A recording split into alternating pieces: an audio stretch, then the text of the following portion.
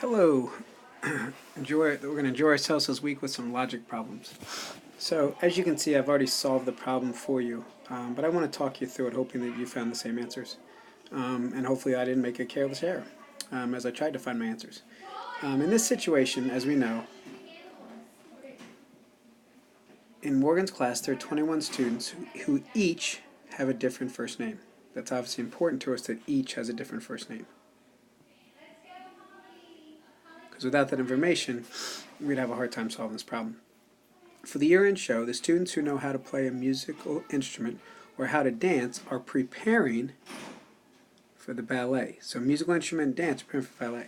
The other students who know neither how to play an instrument nor how to dance are preparing to play. So obviously we don't know about the play children. We don't have their names. We do have the children's names for the musical instrument or to dance. So that's why I used a Venn diagram that allows me in black are the students that only did the music. In red, the students that only danced. In blue, the middle where the two circles overlap, those are the students that did both. So if we count that up, we have a total of 1, 2, 3, 4, 5, 6, 7, 8, 9. We have a total of 10 students. So those 10 students end up preparing for the ballet. And remember, we had 21 total students, so then there must be 11 students who are preparing for the play. I hope that gave you, to me, that's just one way to solve it. Another way you might have solved it was you might have just listed all their names and recognized that you had, the repeat names, you put a line through one of them, then you had 10 names left, and they would have been the ones for the ballet. Thank you. For day 2 logic, I actually found model drawing to be the method I liked best. I created 3 unit bars to start with, and then as I found out that Tom is 7 years older than Julie, I added 7 years to Tom's bar. Then I found out that Lisa's 9 years older than Julie, so I added 9 years to Lisa's bar. So then I could tell you that Lisa's age, Julie's age, and Tom's age together is a total of 40 years, because it's the same as mother's age. So then I subtracted 40 minus 16, because I added up 9 and 7. That gave me a 24 left, so I had 3 bars that had to have a value of 24. I know 8 threes is 24. When I plugged in my 8, that left me with Lisa's age being 17, Julie's age being 8, and Tom's age being 15. Okay, the rabbit question actually requires a lot of work, but it's actually nice. It's one of those problems where if you lay out a chart for yourself, it really allows you to solve the problem and really feel a great sensation when you do get the final answer because of the stamina you would have to shown to solve it. This is obviously the longest way to solve it. There are some quicker algebraic ways that I think as a 4th grader aren't really necessary, so I want to show you this. So we note that we had 45 carrots, we had 21 turnips, and we had 5 cabbages. So on day 1, at the end of day 1, we know that the white rabbit had eaten its carrot, the brown rabbit ate its turnip, and the black rabbit ate its cabbage. Then day 2, that pattern continues, 43, 19, 3, 42, 18, 2, 41, 17, 1. But remember, once that brown rabbit does not eat, its turnip, once that brown rabbit, once the black rabbit is not eating its cabbage, it turns to turnips, and it eats 3 of them. So the next day, there's going to be 4 turnips gone. So if you notice, we went from 16 to 12 the next day because there was no cabbages to be eaten. So again, 39, 12, that pattern continues, 38, 8, 37, 4. But now we get to the next day, at day 36, and what's happening is, at the end of the 9th day, we have 36 carrots left only. So now we're going to have 5 carrots being eaten, 3 carrots, and 1 for a total of 9 carrots. So at the end of day 10, there's only 27 carrots. Day 11, there's only 18 carrots left. Day 12, there's 9 carrots left. So on day 13th is when the 9th set of carrots is eaten. So in other words, you would have enough food in the garden to feed the rabbits for 13 days.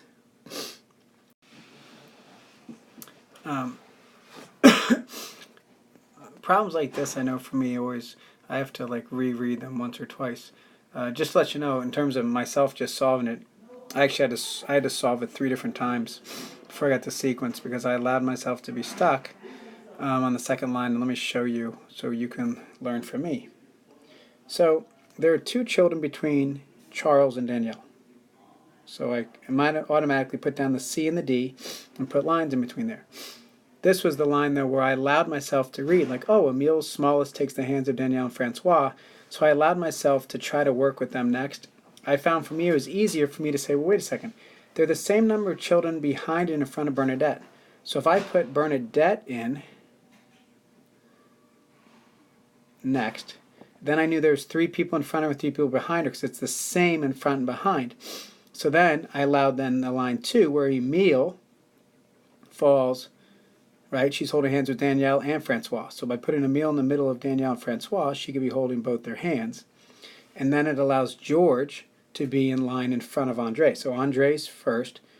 Then we have Charles. It says George is one of the children in line in front of Andre. It doesn't say he's directly in front of, right? So George is in front of Andre. So this could be one of our possible answers.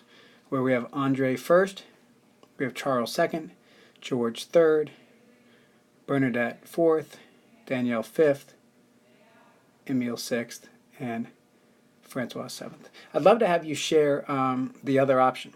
What's the other way that actually the children could have put in line and still could have formed this also? The Gargantua, the giant's interesting because we can do it just through straight math and make it easy, or we could do the problem out day by day. So I'm going to show you both ways. If we want to think about it, he's starting with something that's already 15 centimeters long. It grows 5 centimeters in 24 hours, but every night while he's sleeping, right, his wife cuts off 2 inches. So there's always a gain every day of 3 inches. So if we think about it, when it gets to 80 centimeters, that's when he goes to giant school. He's at 15. If we subtract the 2, it's 65. 65 divided by 3 is actually 21 2/3, which is actually, you're not going to have part of a day. So on his 22nd day, he would be going off to giant school. The biggest thing is make sure we're reading, though, the morning part, what's happening in the morning, and what's happening each night in terms of the relationship of those 2 events. Now, we could have also done it out, which I've done here. We start at 15, we gain 20, we lose 2, so at the end of day 1, we're at 18 centimeters. 18 to 23 to 21, day 2. 21 to 26, so on and so forth. As you notice, I didn't do it all out. I did etc. to jump you all the way out to day 20. But you could follow the pattern all the way out, and either way, you'd still get to your 22nd day. So that's 2 ways you could have solved that problem. There's a couple other ways you could have solved it also, but I thought those are the 2 most straightforward. Hope you enjoyed this week of logic problems, and look forward to next week and doing some work with some more work with fractions and some numbers and stuff. Thank you.